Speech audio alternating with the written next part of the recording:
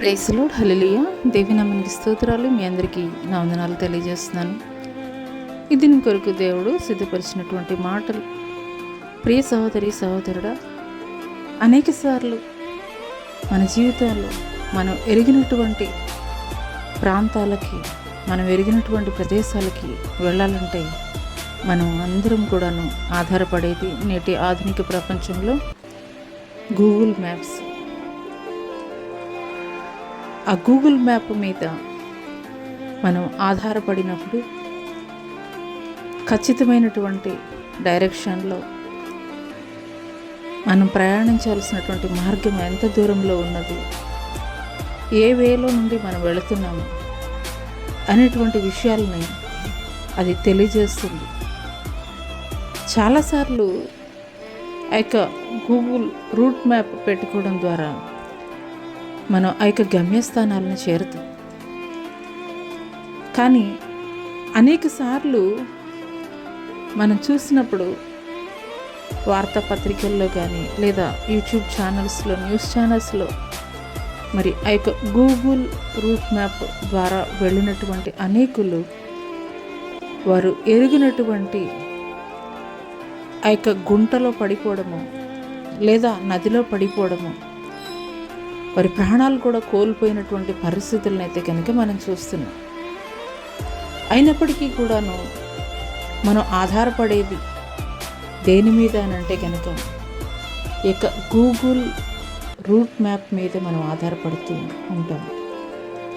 కానీ పరిశుద్ధాత్మ దేవుడు ఈ యొక్క ఉదయకాల సమయంలో నీకు తెలియజేస్తున్నటువంటి మాట, నేనే మార్గము, సత్యము, జీవము, నా ద్వారా తప్ప ఎవరును తండ్రి వద్దకు రాలేరు అని.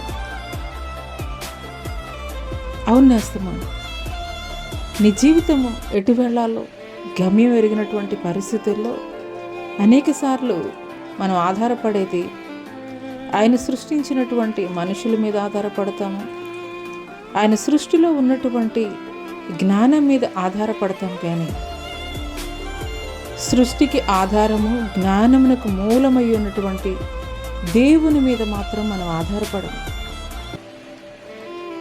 అందుకొరకే ఈ యొక్క ఉదయకాల సమయంలో దేవుడు తెలియజేస్తున్నాడు, నేనే మార్గము, సత్యము, జీవము, నా ద్వారా తప్ప ఎవరును తండ్రి వద్దకు రాలేరని.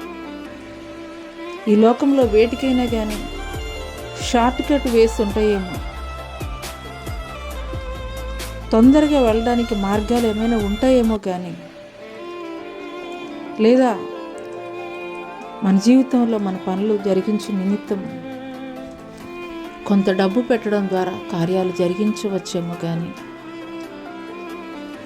దేవుని యొద్దకు, దేవుని యొక్క ఆలోచనలకు సరి సమానమైనటువంటి ఆలోచన నువ్వు కలిగి ఉండాలి అని అంటే కనుక ఖచ్చితంగా ఆయన మార్గాల్లో నీవు నడిస్తేనే ఆయన ఉన్నటువంటి పరిశుద్ధమైనటువంటి స్థలములోనికి మనం నడిపించబడేటువంటి వారముగా ఉండము. మన జీవితంలో ఎదురయ్యేటువంటి ప్రతి సవాళ్ళని, ప్రతి ప్రశ్నల్ని కూడాను లోకంలో ఎవరెవరి దగ్గరికో వెళ్ళి మనం షేర్ చేస్తూ ఉంటాము. కానీ సమస్తము ఎరిగినటువంటి దేవుడు, వాటికి సమాధానము కూడా ఎరిగినటువంటి దేవుని మీద మాత్రం మనం ఆధారపడము.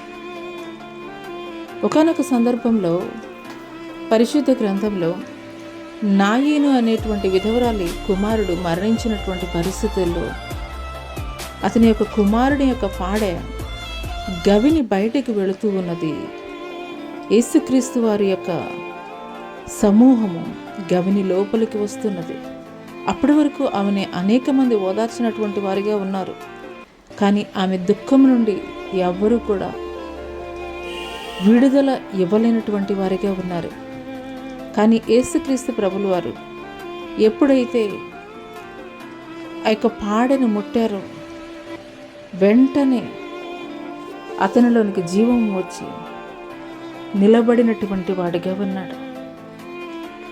అప్పటి వరకు ఎంతగానో కృంగిపోయినటువంటి ఆ యొక్క స్త్రీ పట్టరానటువంటి సంతోషంతో ఆమె హృదయం నిండిపోయింది. ఈ లోకంలో ఉన్నటువంటి మనుషులు నీ జీవితంలో నువ్వు ఎదుర్కొంటున్నటువంటి పరిస్థితులను బట్టి కొంతవరకు నీకు సొల్యూషన్ ఇవ్వగలరేమో, లేదా కొన్నిసార్లు ఇచ్చినటువంటి ఆ యొక్క సొల్యూషన్స్ కూడాను ఫెయిల్ అయిపోయే పరిస్థితుల్లో ఉండవచ్చు.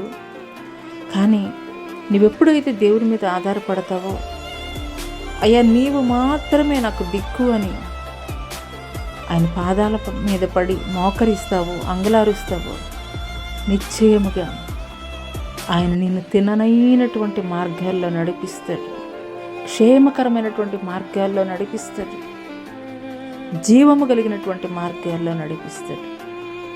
ఈ మాటలు దేవుడు నా కొరకే మాట్లాడుతున్నారని నీవు విశ్వసించగలిగినట్లయితే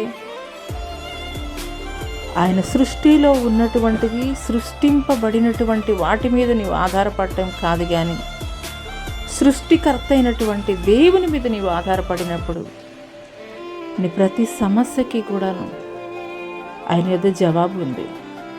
నీ ప్రతి పరిస్థితిని కూడాను ఆయన విడుదల కలగజేసేటువంటి వాడిగా ఉంటాడు. జీవమైనటువంటి మార్గాల్లో, యోగ్యమైనటువంటి మార్గాల్లో, క్షేమకరమైనటువంటి మార్గాల్లో నిశ్చయముగా ఆయన నడిపించెదరు. అట్టి కృప దేవుడు మీకు దయచేయనుగాక. ఆమేన్.